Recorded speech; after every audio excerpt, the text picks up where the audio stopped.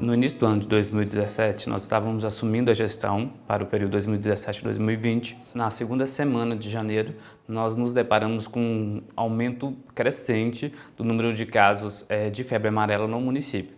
E esse aumento, de repente, se tornou uma epidemia e se instalou um caos dentro do município, as pessoas preocupadas, os casos aumentando, e nós nos deparamos com uma população alarmada e que não estava imunizada para a febre amarela. Vacina de febre amarela, por exemplo, ela chegava até a vencer na geladeira, porque a gente não tinha tanta procura, né, pelos usuários de atualizar cartão de vacina. Então, como começou a vir a demanda, a procura pela vacinação, a gente foi trabalhando com o estoque que a gente tinha. A gente percebeu que o número de vacinas de 15 a 20 por dia começou a subir para 30, a subir para 40. Quando confirmou, foi confirmando as notícias dos casos suspeitos e de casos confirmados de febre amarela e o primeiro óbito, aí a demanda triplicou, quadruplicou, a cidade inteira começou a procurar vacina,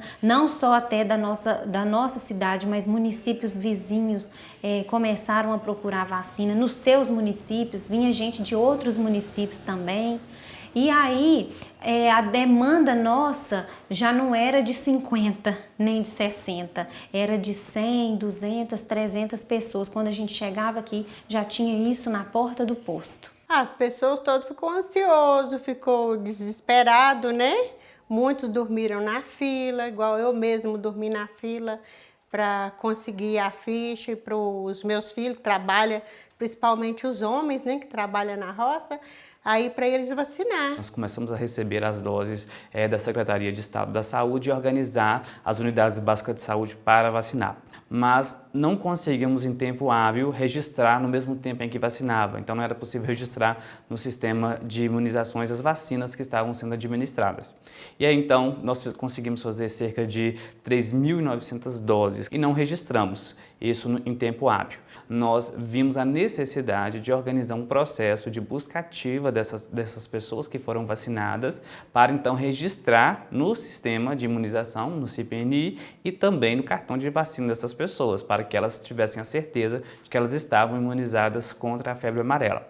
Qualificando os dados, nós chegamos ao total tivemos 5 óbitos no município e tivemos 8 casos confirmados de febre amarela, o que nos deu uma tranquilidade, porque de 35 nós voltamos para 13 casos. Aqui no município, a gente tem 4 unidades de saúde.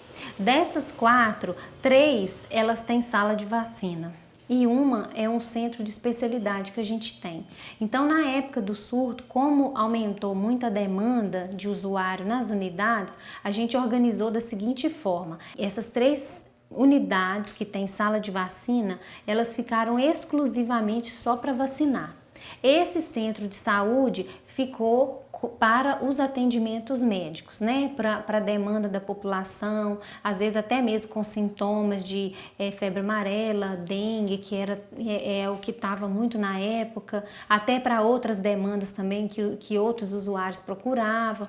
E essas unidades de saúde com sala de vacina ficou exclusivamente para vacinar. No momento em que os primeiros casos foram notificados no SINAM, a Secretaria de Estado já entrou em contato com a gente. No momento em que esses casos começaram a aumentar, o Ministério da Saúde conseguiu chegar até o município com os pesquisadores do EPSUS. Então, de repente, nós tínhamos os 3 entes organizados para dar uma resposta imediata à população, que era vacinar para prevenir novos casos, investigar os casos que estavam acontecendo, visitando os domicílios, entrevistando os familiares, coletando amostras para tentar descobrir aonde tinha começado o surto. Então, era uma resposta do SUS em várias faces que mostrou a eficácia do sistema, a força do sistema e a capacidade que o sistema tem de dar respostas a grandes surtos e evitar grandes tragédias. Fazer essa gestão da informação com as equipes de atenção básica é muito desafiador, porque a gente está num cenário que ao mesmo tempo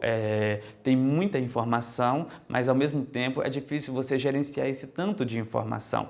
Então nós percebemos que no cartão espelho não estava registrado essas doses, no sistema não estava. Então conversar com a equipe e ensinar a equipe a fazer busca ativa e explicar para a equipe a importância da busca ativa, que nos traz a certeza de que está imunizado, está protegido, foi um trabalho muito enriquecedor para a equipe, porque a partir daí a gente conseguiu desenvolver busca ativa para outros problemas da atenção básica, tanto na área da imunização, crianças menores de 2 anos, busca ativa para a vacina contra a influenza e outras campanhas, como também para outros serviços da atenção básica. Então, aprender a fazer essa busca ativa logo após o surto foi um processo assim muito rico para a equipe. A gente tinha um formulário, né, feito junto à secretaria, né, e aí todo mês a gente ia visitando, a gente visitava mais ou menos aproximadamente umas 15, 20 casas por dia.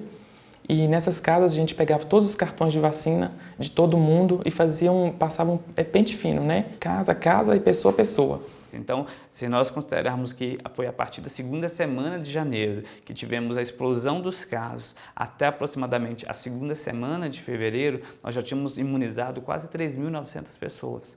Para 3 equipes fazendo isso, era um volume muito grande de trabalho e, de repente, com mais alguns meses de trabalho, mais 10 meses de trabalho, nós tínhamos a tranquilidade que 100% da população estava vacinada. Isso é uma estrutura que o SUS construiu ao longo dos anos, que pega desde a gestão a nível do Ministério da Saúde de nos fornecer os imunobiológicos, até o agente comunitário de saúde, que está no nível mais próximo do usuário, que conseguia trazer essa informação, que quando compilada dava para a gente a certeza de que a resposta do Sistema Único de Saúde para aquele surto foi a resposta necessária, foi a resposta eficaz e foi a resposta que fez a diferença na cidade, porque depois nós não tivemos mais casos de febre amarela no município.